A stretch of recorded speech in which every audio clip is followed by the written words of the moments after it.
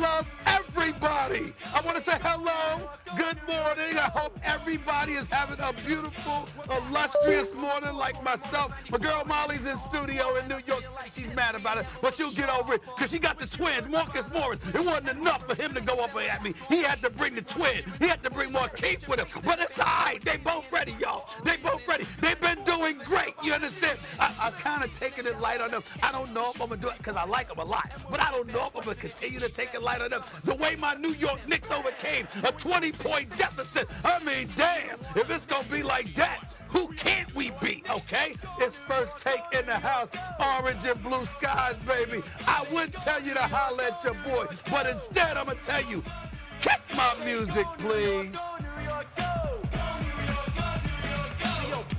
All you hear is a swish. They're trying to look out for the knockout here in this first half. Obviously, no lead safe. Both teams are going to continue to fight to the buzzer. A 20-point fourth quarter for Karl Anthony Towns. He hit some threes, got to the rim, played great down the stretch. They were down 2-0, but go on the road down by 20 and win coming from behind. This is a great team win, but we got to be better than we were tonight if we expect to find a way to get another win. Good morning, and thank you so much for being with us on this Memorial Day as we honor all our fallen heroes and their loved ones for their sacrifice. I speak for the entire team at First Take. We cannot thank you enough. And as you saw, I am crewed up today per usual. Stephen A., Markeith and Marcus Morris in the house, and the Knicks are in the mix. Gentlemen, how are we feeling this morning? Great. Can't complain. Great to have you guys back. S.A., I know you're in a good mood.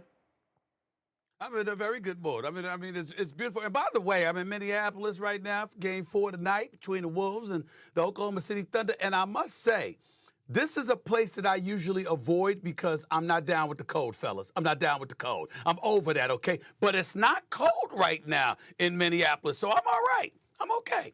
Yeah, I heard it's a good time. Yeah, the weather changing over there. Yeah, absolutely. All right, guys, let's dive right in. The New York Knicks season was on the ropes as they entered the final quarter, Game 3 of the Eastern Conference Finals Sunday night. Then Karl Anthony Towns came to life, scoring 20 points in the fourth, matching Indiana's entire output in that quarter and doing just enough until Jalen Brunson hit a tie-breaking 12-foot floater with 1:17 left to give New York a lead for good. Here's Kat and Jalen after a much-needed win. I think this team has shown grittiness all year. Detroit series, Boston series.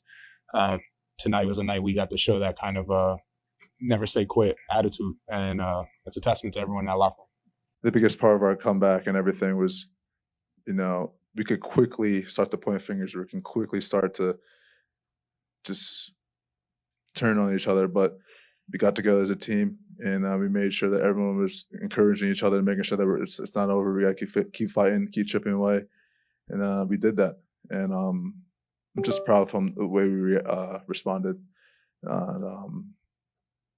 We needed it.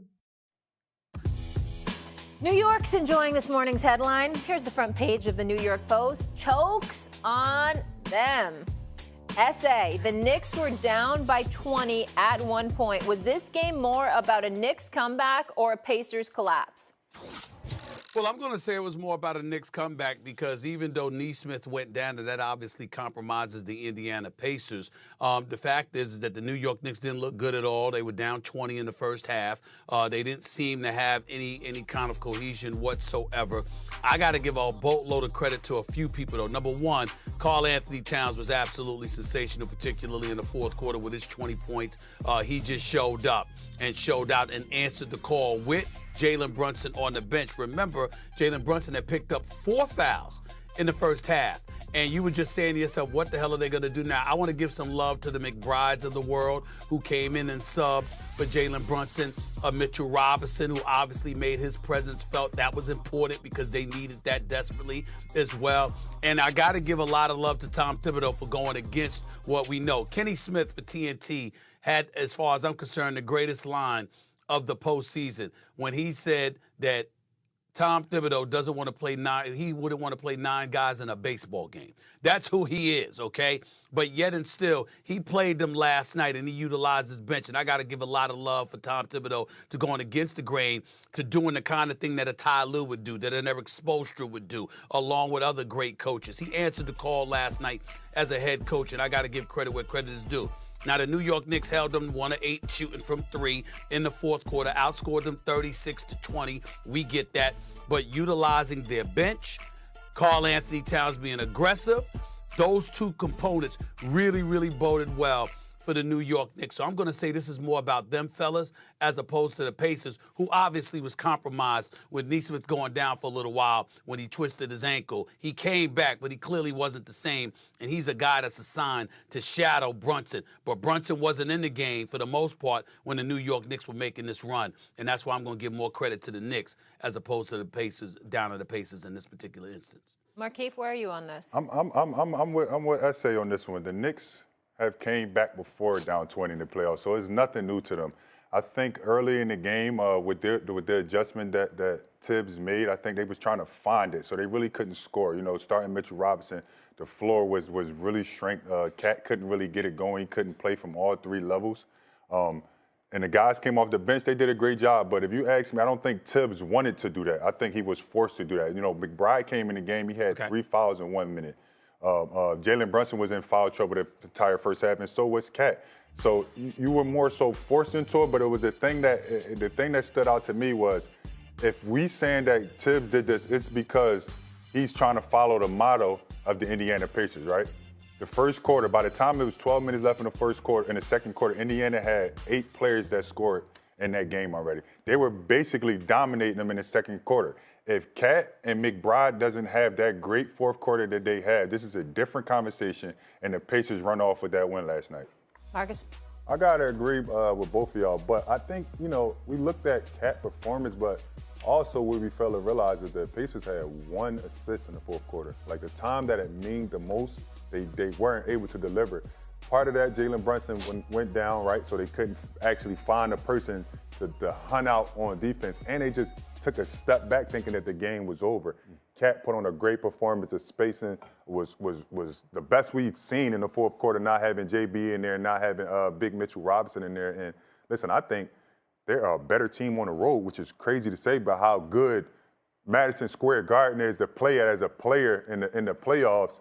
They've been better on the road. So they're really never out of any of these games, technically. Yeah, here's what I want to know, Stephen A. The Knicks rotation in Game 3, do you feel like this was Tibbs actually trusting his bench or just a coincidence of New York being in foul trouble?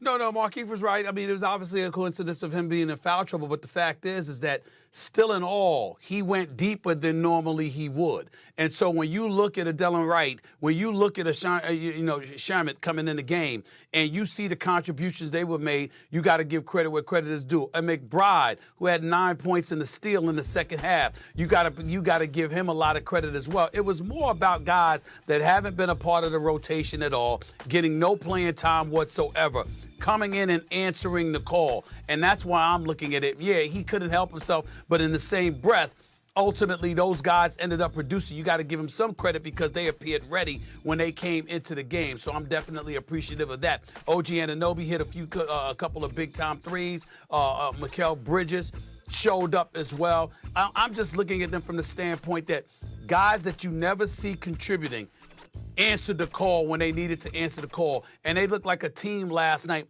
from the coaching on down to the players. And that's what I was happy about. Now, it's Game 3.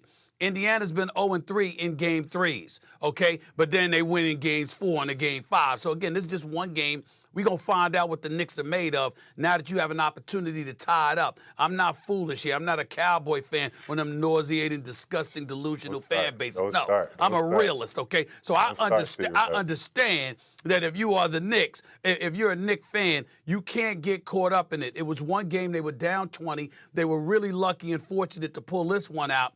But they got to answer the call. They got to answer the call in Game 4. Otherwise, this will be over in 6. Back to the bench thing,